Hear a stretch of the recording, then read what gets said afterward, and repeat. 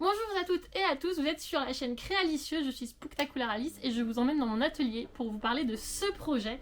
Et ce projet, cette chemise telle que vous la voyez là, c'est mon plus gros projet depuis que j'ai commencé la couture. Je me suis lancé un défi début du mois d'avril, donc là on est au mois de juin, il a pris quand même beaucoup de temps à être mis en place, cousu et enfin terminé. Mais avant toute chose, si tu trouves que c'est super de se lancer dans des projets couture comme celui-ci et que tu veux me soutenir, n'hésite pas à mettre un petit pouce bleu, ça me fait toujours plaisir. Tu peux commenter en donnant toutes tes idées aussi et poser toutes tes questions. Et puis tu peux t'abonner à ma chaîne justement pour suivre mes autres projets couture. Tu peux aussi me suivre sur les réseaux sociaux comme Instagram et TikTok où tu pourras voir des timelapses de ce que je fais en projet couture. Sur ce projet-là, j'ai voulu en fait me lancer le défi de créer un vêtement dans un univers d'un groupe de métal que j'aime beaucoup. Le groupe de métal est très focus sur justement tout ce qui est vert ici, les cols blancs pour rappeler un peu un effet mystique et le noir.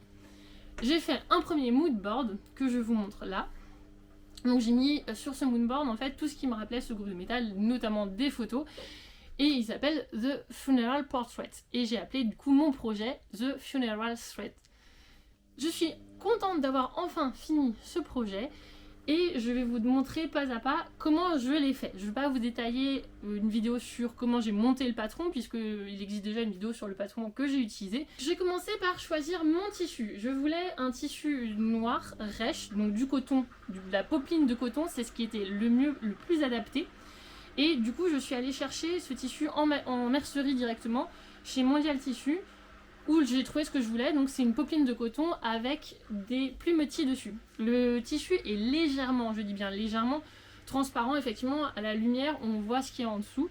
Mais pour une chemise, j'ai envie de dire, c'est pas très grave. Pour le col, j'ai voulu prendre un tissu blanc pour que ce soit du coup bien contrasté, comme sur le moonboard que j'avais fait.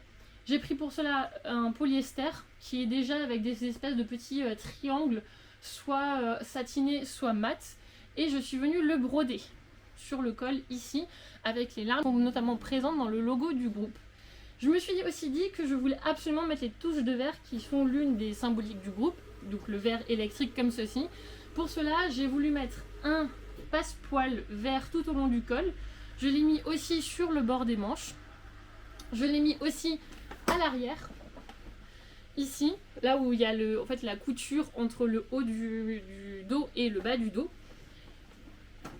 Et j'ai voulu aussi mettre un billet vert au niveau des manches pour rappeler en fait cette couleur. Et après bien sûr j'ai choisi mes boutons de cette même couleur et j'ai fait avec du fil de la même couleur, donc verte, les boutonnières.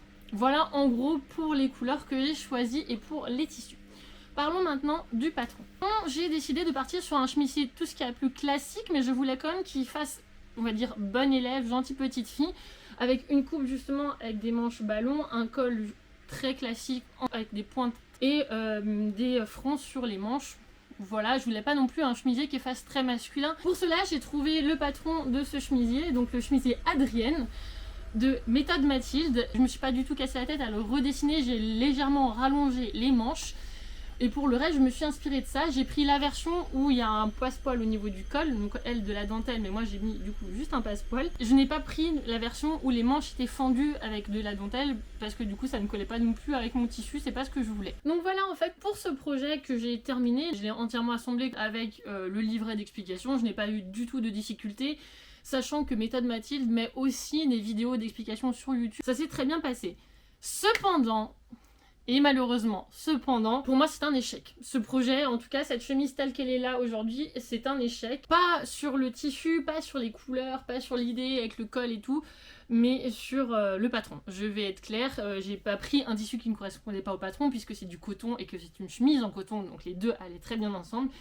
Mais vraiment sur le patron, c'est là où ça a vraiment pêché. J'ai pris énormément de plaisir à coudre les billets sur le col, à coudre les billets sur les manches, toutes les fronces. Donc j'ai froncé au niveau des manches, j'ai froncé au niveau du dos, tel que c'était indiqué. Et franchement tout ça au niveau des fronts, c'est la coupe exacte que je voulais. Cependant le patron pour moi il n'est pas approprié à ce que je voulais faire. Malgré le fait que j'ai rallongé les manches, il n'est pas du tout, je veux dire, adapté à ma stature. J'ai rallongé effectivement les manches parce que je sais que j'ai les bras un peu plus longs que ce qui est indiqué d'habitude dans les patrons. Donc j'ai bien pensé à cela pour que ce soit assez long.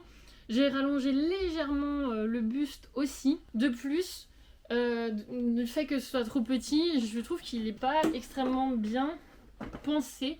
Par exemple, au niveau du dos, la partie haute est beaucoup trop haute en fait. Mon passepoil normalement aurait dû être bien plus bas.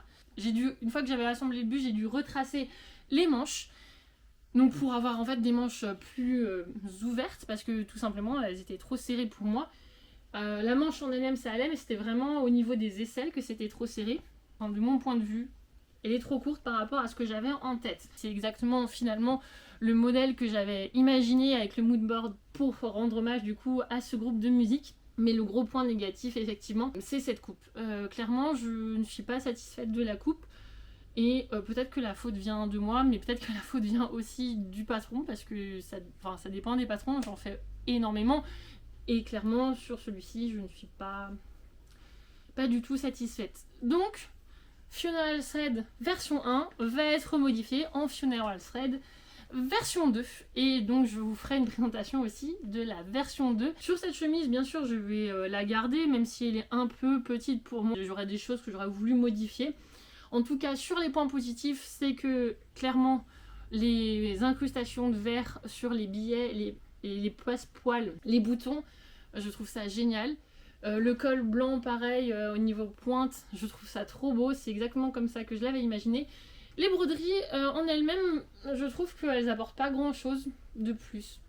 Je pense que sur la version 2, j'enlèverai les broderies que j'ai mis sur le col et je garderai juste un col blanc assez simple. J'espère en tout cas que cette vidéo vous a plu. N'hésitez pas à commenter et à me poser toutes vos questions. Peut-être que j'ai oublié de répondre à certaines de vos interrogations, par exemple sur le fait que je n'aime pas ou alors que j'ai aimé certaines choses.